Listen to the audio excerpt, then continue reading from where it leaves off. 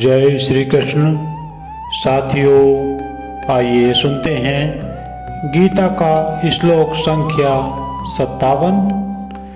श्री कृष्ण कहते हैं, न तो मैं कभी न था, न तुम थे, और न ही ये राजाओं का समूह था, और आगे भी हम सब कभी नहीं रहेंगे, ऐसा नहीं होगा। श्लोक संख्या 58।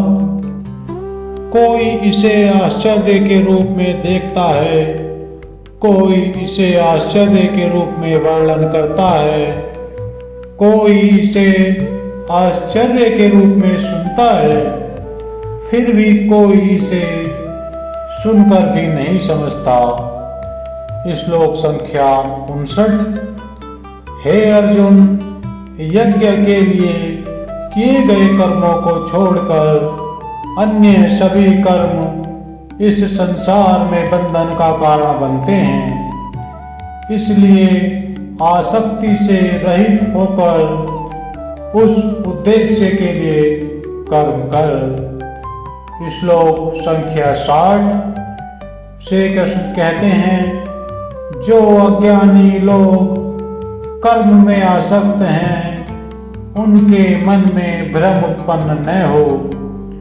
ज्ञानी पुरुष को चाहिए कि वह स्वयं कर्म में संलग्न रहते हुए उन्हें भी कर्म करने के लिए प्रेरित करे। श्लोक संख्या 61। श्री कृष्ण कहते हैं, अब मैं तुम्हें वह तत्व बताऊंगा जिसे जानकर अमरत्व की प्राप्ति होती है। वह ब्रह्मा न तो सत्वगुण से युक्त है, न रजोगुण से, और न ही तमोगुण से। श्लोक संख्या 62।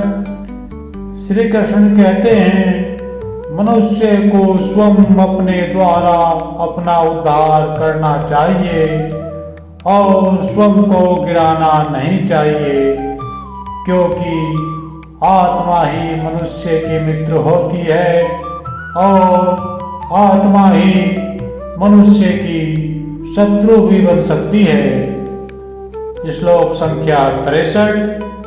श्री कृष्ण कहते हैं, जो सभी इच्छाओं को त्याग कर बिना किसी आसक्ति के अहंकार और ममत्व रहित होकर विचरण करता है, वही शांति प्राप्त करता है। जय श्री कृष्ण।